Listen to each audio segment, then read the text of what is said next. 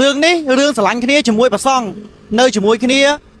បានកូនហើយបាយជាបែកបាក់គ្នាឥឡូវមិនសុខចិត្តឥឡូវមកចង់ឲ្យខ្ញុំជួយផ្សាយឥឡូវផ្សាយបែបឥឡូវសុំ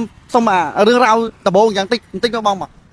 ពីដំបូងមកយើងតាក់ទងគ្នាតាម social media ទេគឺគាត់ឆានមកយើង add story ទៅគាត់ថា reply story យើងណាតែ account ហ្នឹងគឺ account fake ទេដោយសារយើងអត់ដឹងថាគាត់ជាលោកទេគាត់តាក់ទងយើងឆាជាសួរនាំយើងថាមិនអីមិនកើតអីយ៉ាងណា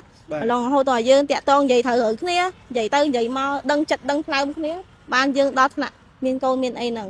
ហើយបន្ទាប់មកខ្ញុំក៏ប្រាប់គាត់ថាខ្ញុំមានហើយគាត់ថាអូនឯងមិនយកចាញ់ទេបើអូនឯងយកចាញ់អត់អាណិតបងទេឈាមបងគាត់និយាយចឹងថាឈាមបងអូនឯងយកចាញ់ត្រូវអីទុកវាទៅចាំបងចេញមុខដល់ស្ងាយអីចឹងទៅឡងដល់ពេលហ្នឹងយូរទៅគាត់ក៏ចិត្តតែរករឿងយើងស្ងាត់មួយយើងចឹងទៅយើងពោះយើងកាន់តែខ្ទៀតទៅយើងចេះឆាតសួរគាត់អញ្ចឹងហើយគាត់មកជួបយើងតែពេលយប់ទេគាត់ដែរមកពេលថ្ងៃទេគាត់ចេញតែពេលយប់ទេអញ្ចឹងហើយបានថាខ្ញុំលោកចេះបងមកជួបបងក្នុងអំឡុងពេលដែលស្នេហាជាមួយគ្នាមកជួបបងហ្នឹងគាត់ស្លៀកបែបម៉េចមកគាត់ស្លៀកបែបយើងធម្មតាអញ្ចឹងស្លៀកខោស្លៀកអាវអញ្ចឹងពាក់មួកពាក់ម៉ាស់ចិត្តចឹងបងនិយាយតាមត្រង់បងដឹងតែគាត់ជាប្រសងក្នុងអំឡុងពេលដែលកំពុងតែស្រឡាញ់គ្នាហ្នឹងខ្ញុំអត់ដឹងហ្មងខ្ញុំដល់ពេលគាត់ដោះខោអាវទៅខ្ញុំនិយាយថាយេខ្ញុំសួរគាត់ថាមិនបងឯងសក់ដូចលោកចឹងខ្ញុំក៏សួរដូចធំអស់សំណោចដែរគាត់ថាបងបោះមុខភ្លើងខ្ញុំចេះសួរនាំសួរដែរពេលគាត់ថាអូនឯងមិនសួរដែរទេបើស្រឡាញ់បងមិនសួរដែរទេមកចូលចិត្តនិយាយច្រើនទេខ្ញុំក៏អត់សួរនាំទៅខ្ញុំក្រែងចិត្តគេក៏ខ្ញុំឈប់សួរទៅយើងក៏ធម្មតាទៅស្រឡាញ់គ្នារយៈពេលប្រហែលតាំងពី2021បងរហូតដល់ពេលណារហូតដល់តែឥឡូវហ្នឹងយើងក៏មានកូនមានអីគាត់ក៏ស្ងាត់មួយខ្ញុំណា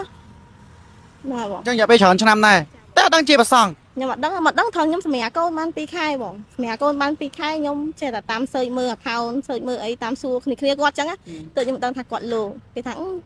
ខ្ញុំសួរគេទៅចន្ទ្រាហ្នឹងអត់ដែរមាន fake ទេមានតែលោកអូយខ្ញុំដឹងថាអូគាត់ធម្មតាមកជួបបងពេលយប់ចាគាត់មកជួបពីថ្ងៃយើងអត់សង្ស័យថាគាត់ទៅណាទៅណីទេចុះអត់ខ្ញុំអត់ដែរសួរនាំរឿងហ្នឹងដល់ពេលថ្ងៃណាគាត់អត់មកគាត់រវល់អីខ្ញុំសួរគាត់ថាយ៉ាម៉ៃរវល់ទៅណាបងរវល់ជួយកិច្ចការនៅក្នុងវត្តខ្ញុំគាត់ថាអូមិនមានយល់ទៅយើងអត់មានគិតអីគាត់ថាគាត់ហ្នឹងធម្មតាមានកូនសិស្សកូនអីរៀននៅក្នុងវត្តអញ្ចឹងធម្មតាតែជួយការងារនៅក្នុងវត្តហើយអញ្ចឹងខ្ញុំក៏អត់ទៅសួរនាំអីច្រើនដែរខ្ញុំគាត់ថាគាត់ជួយធ្វើការងារក្នុងវត្តហ្នឹងឯងនេះជាវីដេអូទី1ខ្ញុំសូមមិនឲ្យបងស្រីបង្ហាញតែឈ្មោះវត្តអីទេកុំឲ្យប៉ះពាល់ដល់វត្តគេអញ្ចឹងបើសិនបងស្រីមានបញ្ហាអីចង់ដោះស្រាយជាមួយនឹងបាទស្នេហាបងហ្នឹងអាចជារឿងបកគលឲ្យគាត់ដោះស្រាយនេះសិនទៅបាទខ្ញុំអត់តន់ផ្សាយអត់តន់និយាយរឿងឈ្មោះវត្តទេប៉ុន្តែពាក់ព័ន្ធទៅនឹងរឿងបកគលជាមួយនឹងបងស្រឡាញ់គ្នាច្រើនឆ្នាំតែគាត់អត់ដឹងថា